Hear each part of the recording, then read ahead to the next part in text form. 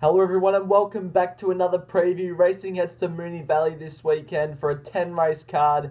Can't wait to get stuck into all the tips. We'll see how we went last week. A profit again, that's 3 weeks in a row. Hopefully we can continue the form on to next week. First Mate and Mr. Brightside got up for us last week. We are only 15 subscribers as of right now off 1,000. So if you could please take the time to subscribe if you haven't already, that would be absolutely awesome. But let's get straight on with the tips. We'll start things off in race number 3. It's the corporate membership on sale plate. A 3-year-old handicap over the 1,500 metres, and I reckon this one's a good horse in Robrick, trained by Price and Ken Jr. Out at Cranbourne, Mark Zara takes the ride on Saturday from gate 4. This was its last start win at Flemington, where it absolutely bolted in, beating City Thunder and Gangitano. Gangitano won impressively today in its maiden, so there's been some form come out of the race. But this horse won by 2 3/4 on this day. Did it very impressively, sitting on speed for Damien Lane. Mark Zara goes on. I'm pretty sure Damien Lane's suspended, but I could be wrong. I just think this win was full of merit, full of class, and winning at that class of a race will definitely give it a major chance in a race like this on Saturday. Can take a close sit on speed, and around the Valley that'll be beneficial. So I'm happy with Robrick in race number 3 at the Valley. Race 4 is the Spring Dining on Sale handicap at benchmark 78 level over the 1,600 metres, and I like 2 here, but the first one I like is the favourite, Hennessy Lad. This was its last start run at Flemington behind Braden Star in a benchmark 84 over 1,600 metres, where it took a sit from a wide gate right there on speed outside the leader and managed to stick on for a fair way. It was well supported late this day, and I think back in class with a low draw can settle on speed again and be very hard to beat. Luke Nolan, a senior rider, goes back on, which also helps.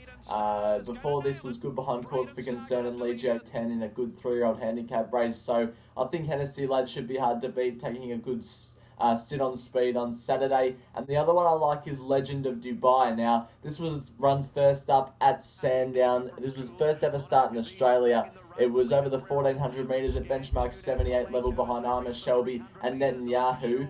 Came right from the back. You didn't want to be up the back on this occasion because all the winners were either on speed or midfield, or the horses that finished closest to the winner.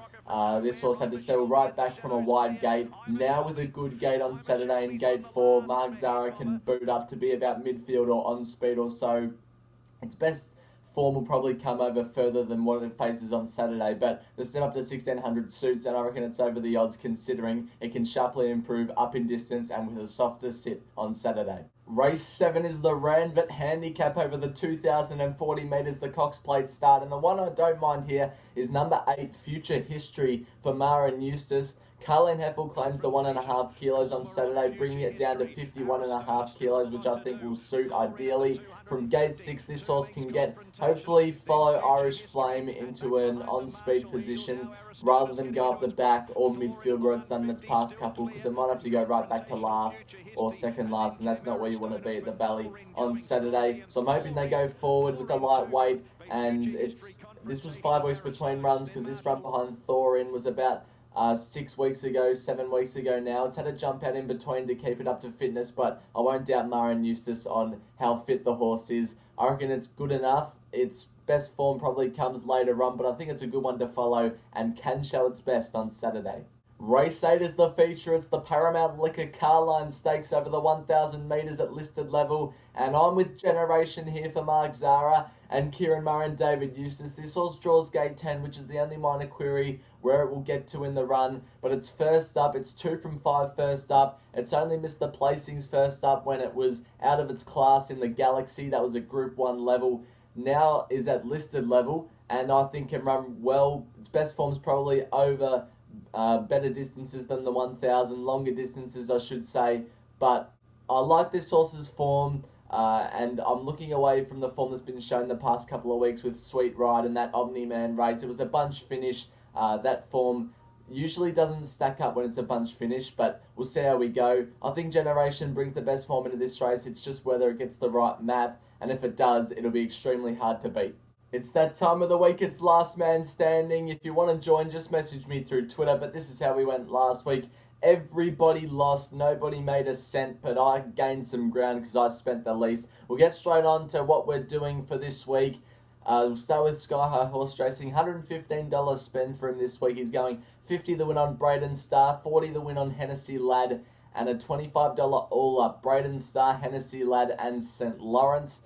And then we'll move on to Geordie. He's going 125 the place on Armed Forces in the San Domenico up there in Sydney. And me, I'm trying to make ground. I'm going to go $100 win multi. Back to Victoria this week for me. I'm going Roderick into St. Lawrence. Hopefully them two can win and get me a bit of ground on the leader. And race number 10 is the Dr. Sheian Plate at benchmark 84 level over the 1200 metres. And again, I'm with the horse who I think is the classiest in the race, and that's Gringotts. It's first up from its first ever race campaign. It's only won from 1 second first up so far, so it's only had one campaign in its career. Again, slight query gate 10, but I'm hoping it can get the same run that Peril did a couple of weeks ago in the last race of the Valley and just proved too strong. Ethan Brown, gate 10, you might want to be out that in the wider parts of the track that stage of the day, but we'll have to see with the rail out 4.